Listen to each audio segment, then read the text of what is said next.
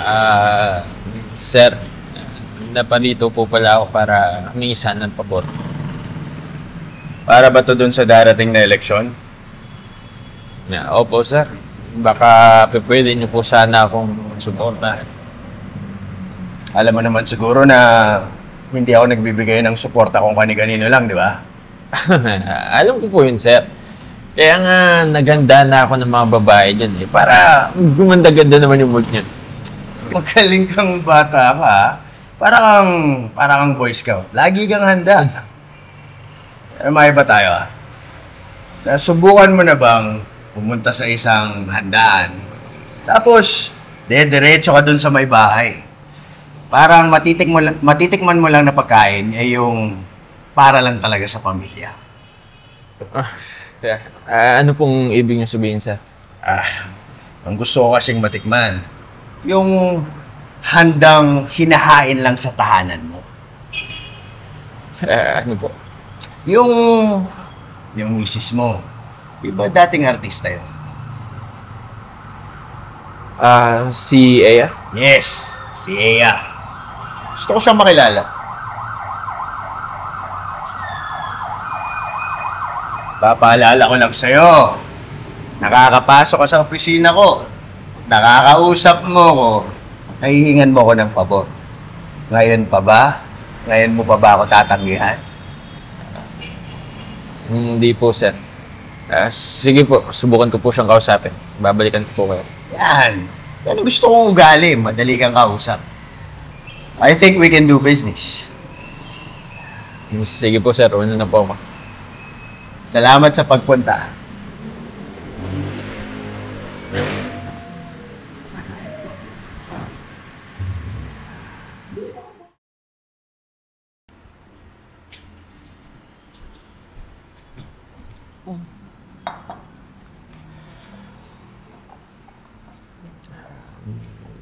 Kaya,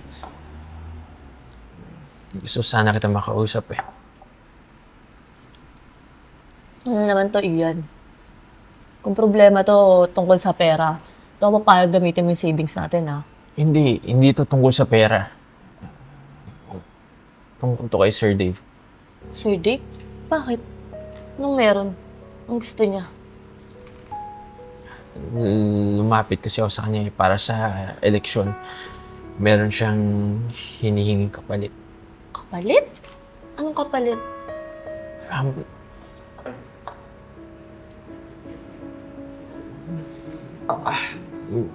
Gusto ko niyang makilala. Gusto ko niyang makasama. Isang beses lang. Ano? Gagamitin mo ako para suportahan ka niya? Hindi naman sa ganun. Kinakailangan ko kasi ng tulong niya para manalo sa eleksyon. Para sa atin naman yun eh. Para sa pangarap natin. Pangarap natin? Hindi ko pangarap yung ginagawa mo, Ian. Hindi mo ba naiintindihan? Asawa mo ko. Hindi ko isasakripisyo yung dignidad ko para sa ambisyon mo. Hindi naman sa ganun. Wala naman siyang masamang balak sa'yo eh. Formal lang. Magpapakilala lang siya sa'yo na isang gabi lang. Ganun lang yun. Ian, hindi ako puta. At mas lalong hindi ako laruan. Pasensya ka na. Hindi ko dapat sinabi sa'yo ng ganun yun. Pasensya. Hindi mo ba naisip kung ano yung mararamdaman ko? Hindi mo ba naisip kung ano lang yung sasabihin ng ibang tao pag nalaman nila lahat to? Hindi na ako pwedeng umatras. Wala akong chance ang manalo pag hindi niyo ako sinuportahan. So ano? Pumayag ako at ikaw yung makikinabang. Tapos ano? Dadalhin ko lahat ng sasabihin ng ibang tao. Lahat ng hiya. Mahal kita. Kaya ako naman ito ginagawa para sa pangarap natin. Para sa magandang kinabukasan ng buhay natin. At ano naman mangyayari kung pumayag ako? Nakakasigurado ka ba na kaya mong tanggapin kung ano yung magiging tingin ko sa'yo? Sige, Ian. Gagawin ko to. Pero tandaan mo, pag ginawa ko to, hindi na kita titignan bilang asawa ko.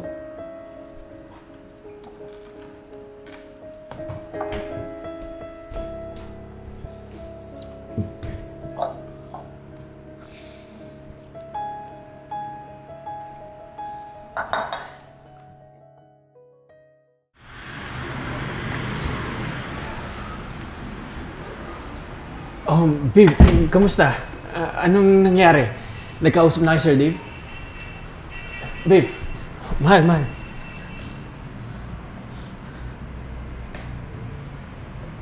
At ganyan yung itsura mo. Anong ginawa sa'yo ni Sir Dave? Yan. Pinagsamantalahan niya ako. Pinagsamantalahan ako ni Dave. Ano? Anong ibig mo sabihin? Formal na meeting lang dapat yun eh. Hindi yung akala ko eh. Pero hindi yun yung nangyari. Hindi ko man lang nagawang ipagtanggol yung sarili ko. Ano? Ba't hindi ka naglaban? Paano nangyari yun? Bakit hindi ako lumaban? Alam mo kung bakit? Kasi ikaw yung naglagay sa akin sa sitwasyon na to. Tinulak mo ako para gawin to.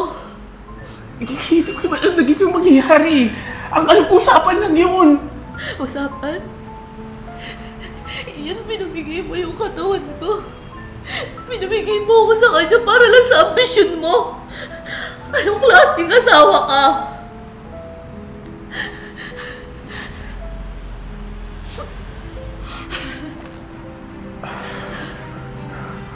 Tarantado ka! Tingnan mo! Fuck! Anong ginawa mo sa asawa ko? Kumalma ka. Wala akong ginawang hindi mo sinangayunan. Tarantado ka! Tatandaan mo! Ikaw ang pumunta sa opisina ko. Ikaw ang humihingi ng pabor. Ikaw din ang pumayag sa lahat ng napag-usapan natin. Sinira mo yung buhay ng asawa ko! Sinira mo yung buhay ko! Hindi mo pa ba naiintindihan niyan? Ganun ang politika. Walang libre. Lahat may kapalit. Tsaka utang na loob, huwag kang mag-iingay dito. Opisina pa rin to. Lahat ng ginawa ko, dahil din sa'yo, wala kang karapatang magalit sa mga pinagagawa ko. Kasi ikaw ang naglagay sa asawa mo sa sitwasyon na yun. Tandaan mo ah! Di ba tayo tapos?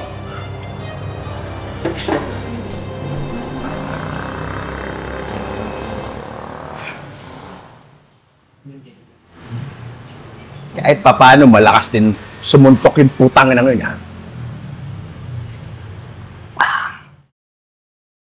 Huwag mo naman ako iwan, oh! Hindi ko naman ginusto yung mga nangyari! Pero nangyari na. Wala na akong lakas para manatili pa sa piling mo. Patawarin mo na ako! Patawarin mo ako! Hayaan mo kitama yung mga pagkakamali ko! Sige na! Pero hindi na maitatama. Hindi mo na maibabalik yung sakit na binigay mo sa akin. Mahal! Huwag naman! Tawad mo na ako.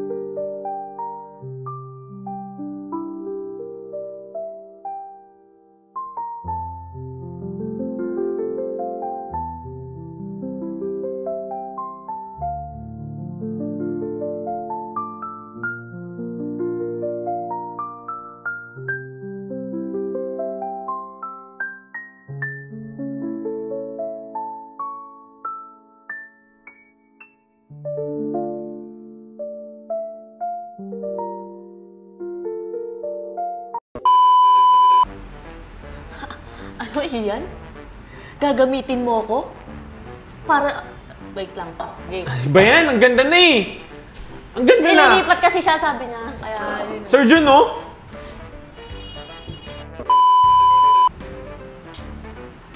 Ano?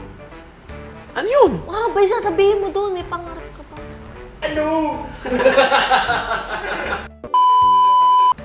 Pasensya.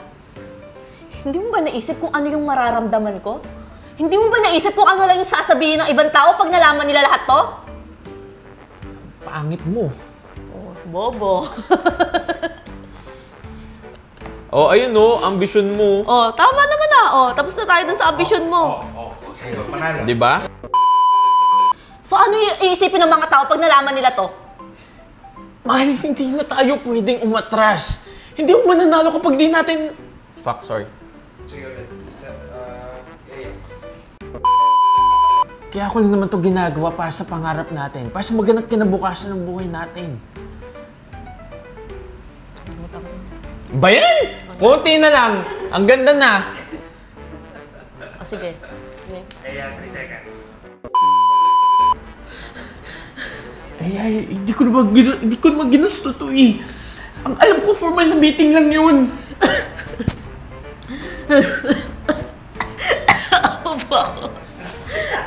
Akala ko, ano? Hi guys! I'm Ea Aison. Stay connected and don't miss out on our new content. Subscribe to our YouTube channel, follow us on Facebook and TikTok. Watch out for our exclusive events solely for our YouTube membership. With the crazy ones, life never gets old. So sweet. Oh yeah. So wherever we go, the story's told. With the crazy ones, life never gets old. Let's go. Living this life, feeling it in our soul. With the crazy ones, yeah, let's roll.